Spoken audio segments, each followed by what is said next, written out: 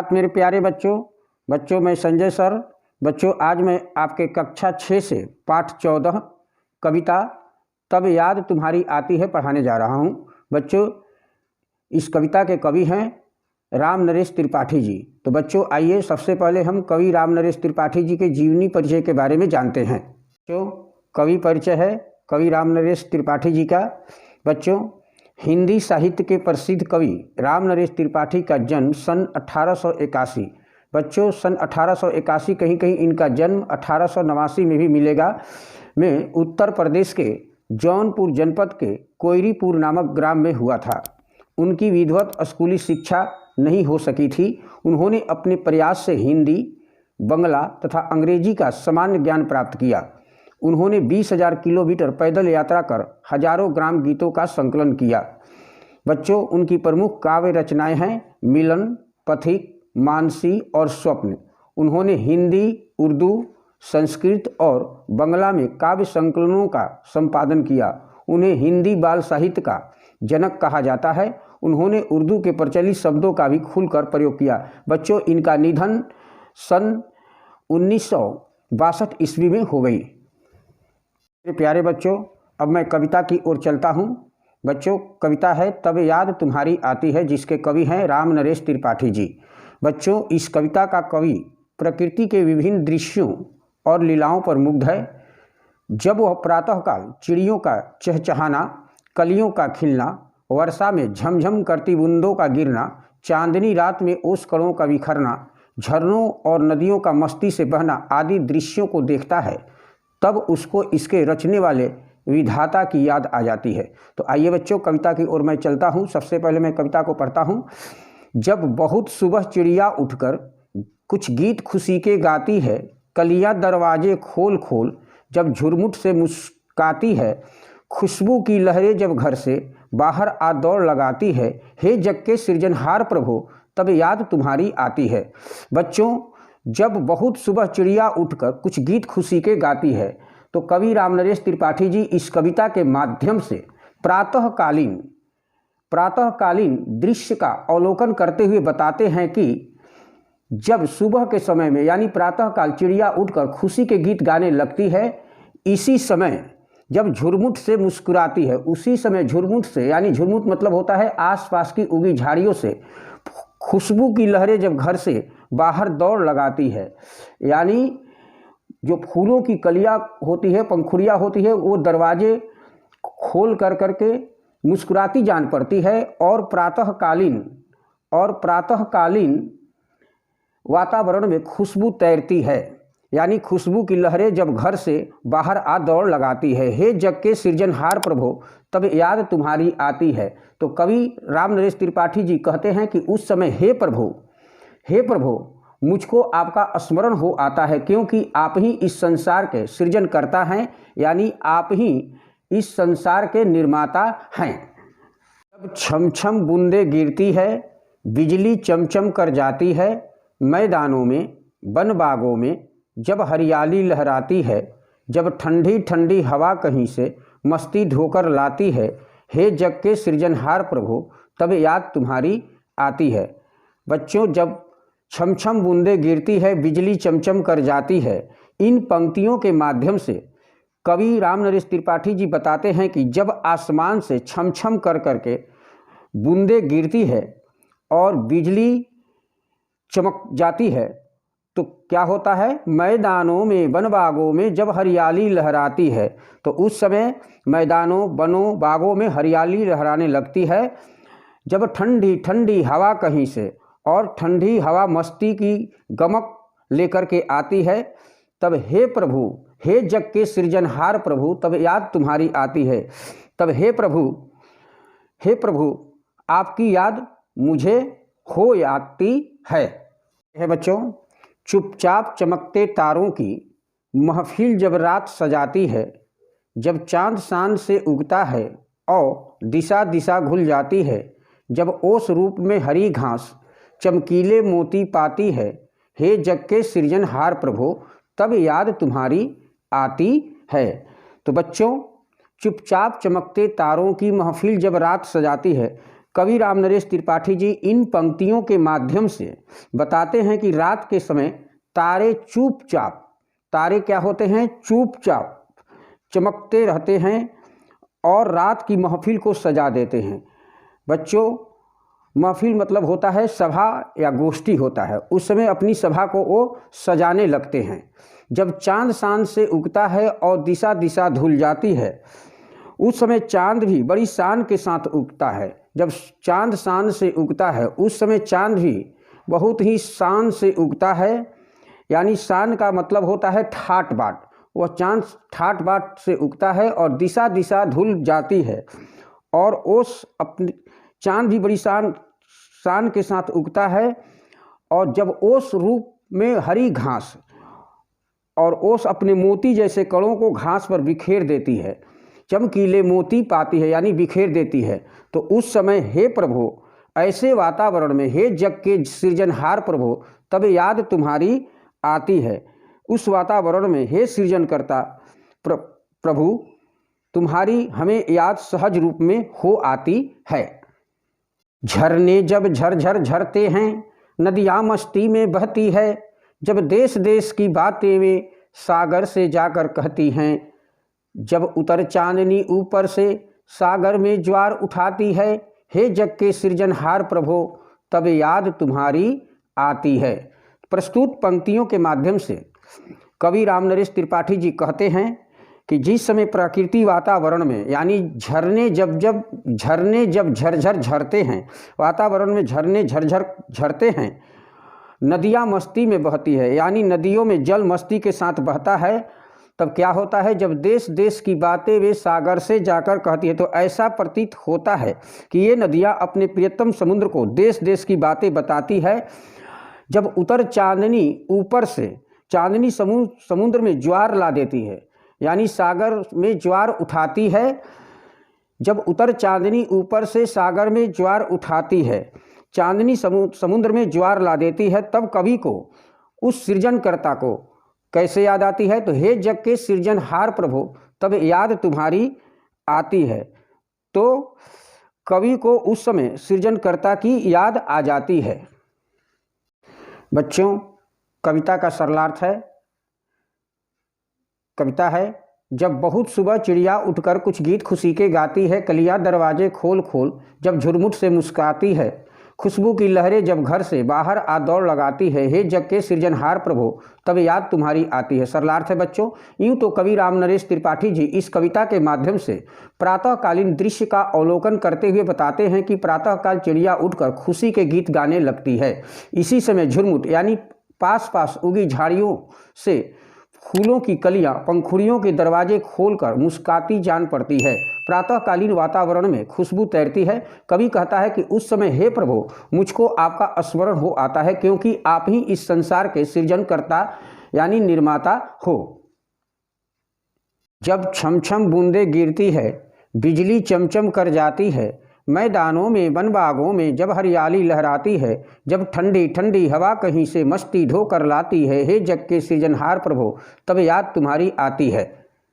अर्थ है, इन पंक्तियों के माध्यम से कवि बताते हैं कि जब आसमान से बूंदें छमछम कर गिरती है और बिजली चमक जाती है, मैदानों वनों बागों में हरियाली लहराने लगती है और ठंडी हवा में मस्ती की गमक आ जाती है, तब मुझे हे प्रभु आपकी याद हो आती है।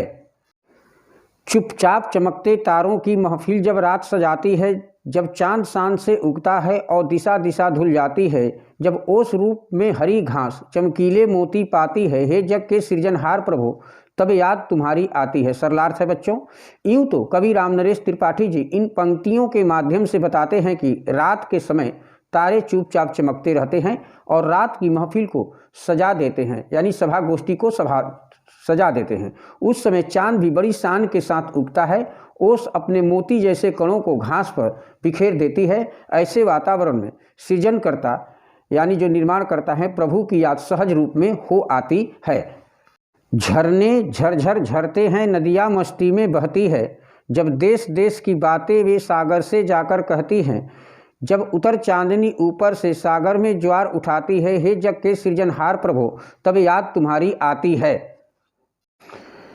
सरलार्थ है बच्चों, इन पंक्तियों के माध्यम से कवि राम नरेश त्रिपाठी जी कहते हैं कि प्राकृतिक वातावरण में झरने झरझर कर झरते हैं और नदियों में जल मस्ती के साथ बहता है। ऐसा प्रतीत होता है कि ये नदियाँ अपने प्रियतम समुद्र को देश देश की बातें बताती है। चांदनी समुद्र में ज्वार ला देती है, तब कवि को उस सृजनकर्ता यानी निर्माणकर्ता की याद आ जाती है। हाँ तो बच्चों, मैं अब प्रश्न और अभ्यास की ओर चलता हूँ। सबसे पहले है मौखिक प्रश्न। निम्नलिखित प्रश्नों के उत्तर संक्षेप में दीजिए। प्रश्न संख्या 1 है, इस कविता के रचयिता कौन है? उत्तर है, इस कविता के रचयिता राम नरेश त्रिपाठी जी हैं। प्रश्न संख्या 2 है, कवि किस दृश्य पर मुग्ध है? उत्तर है, कवि प्रकृति के विविध रूपों पर मुग्ध है। प्रश्न संख्या 3 है, प्रातःकाल चिड़िया कैसे गीत गाती है? उत्तर है, प्रातःकाल चिड़िया खुशी के गीत गाती है।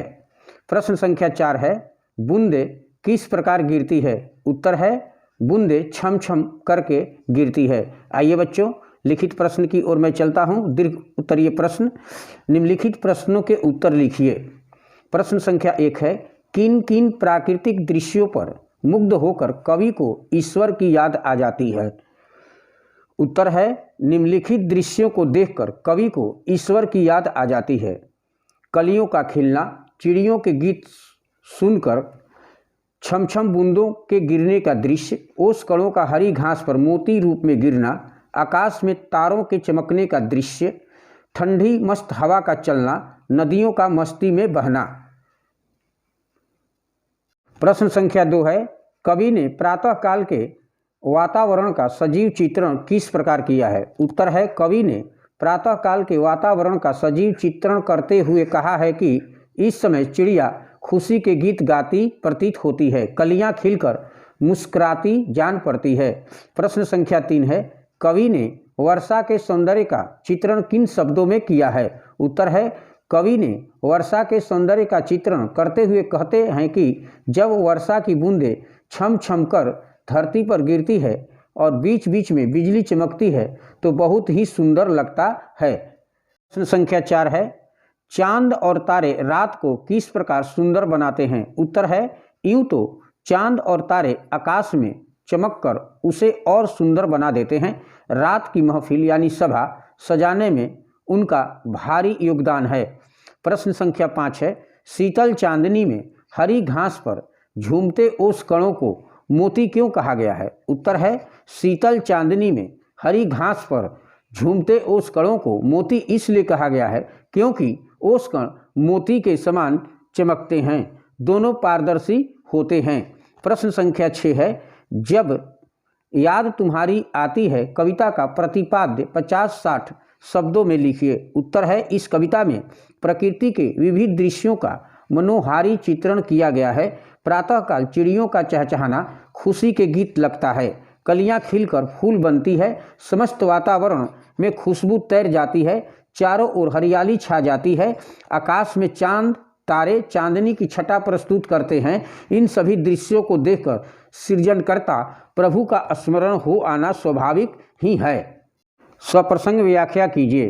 चुपचाप चमकते तारों की महफिल जब रात सजाती है, जब चांद शान से उगता है और दिशा दिशा धुल जाती है, जब ओस रूप में हरी घास चमकीले मोती पाती है, हे जग के सृजनहार प्रभु तब याद तुम्हारी आती है। बच्चों, प्रसंग है, प्रस्तुत पंक्तियां हमारी पाठ्य पुस्तक हिंदी के सारांश भाग 6 के पाठ 14 जब याद तुम्हारी आती है कविता से ली गई है। यह कविता कवि राम नरेश त्रिपाठी जी द्वारा रचित है। व्याख्या है, कवि राम नरेश त्रिपाठी जी कविता के माध्यम से कहते हैं कि रात के समय तारे चुपचाप चमकते रहते हैं और रात की महफिल यानी सभा को सजा देते हैं। उस समय चांद भी बड़ी शान के साथ उगता है, ओस अपने मोती जैसे कणों को हरी घास पर विखेर देती है। ऐसे वातावरण में सृजनकर्ता प्रभु की याद सहज रूप में हो आती है। आशय स्पष्ट कीजिए। पहला है, खुशबू की लहरें जब घर से बाहर आ दौड़ लगाती है। आशय है, कलियों की जो खुशबू अभी तक उसी में कैद थी वह अब खिलकर अर्थात फूल बनकर वातावरण में फैल रही है। दूसरा है, जब देश देश की बातें वे सागर से जाकर कहती है। आशय है, यूं तो नदियाँ अपने प्रियतम समुद्र से जा मिलती है, ऐसा प्रतीत होता है कि वे अपने अनुभवों को अपने प्रियतम के साथ साझा कर रही है। अर्थ ग्रहण संबंधी प्रश्न। निम्नलिखित काव्यांश को पढ़कर पूछे गए प्रश्नों के उत्तर लिखिए। मैं काव्यांश को पढ़ रहा हूँ।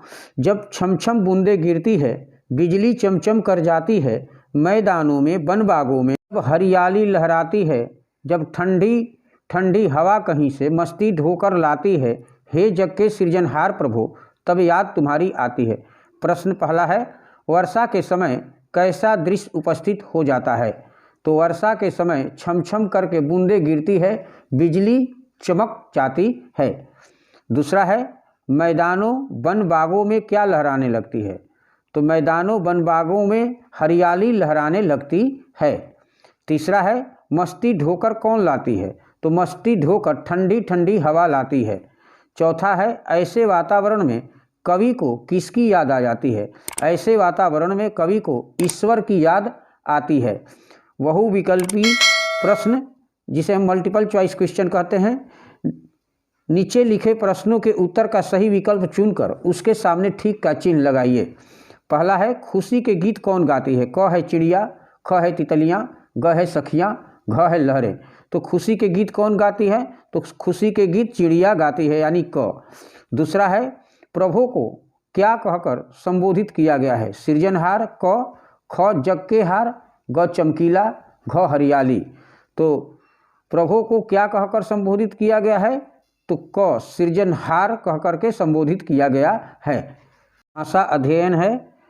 पहला है, एक वचन रूप लिखिए। क है कलियाँ, तो कली, ख है तितलियाँ, तितली, ग है बूंदे, बूंद, घ है बागों, बाग, अंग है मैदानों, मैदान, च है लहरें, लहर। दो दो पर्यायवाची शब्द लिखिए। क है सागर, तो समुद्र और जलधि। ख है सूर्य, सूर्य का पर्यायवाची शब्द होगा रवि और भास्कर। ग है चंद्रमा, शशि, सोम। घ हवा, वायु, समीर। अंग है प्रभु, ईश्वर, परमात्मा। बच्चों, इस पाठ में कविता में जितने भी शब्दार्थ वर्ड मीनिंग दिए हुए हैं उसे आप अपनी कार्य पुस्तिका पर अच्छे ढंग से लिख लीजिएगा और उसे याद करते रहिएगा। और जितने भी प्रश्न और अभ्यास हैं उसे आप अपनी कार्य पुस्तिका पर लिख करके उसे याद करते रहिएगा। इस तरह से आपकी ये कविता समाप्त होती है। तो थैंक यू मेरे प्यारे बच्चों। मैं संजय सर।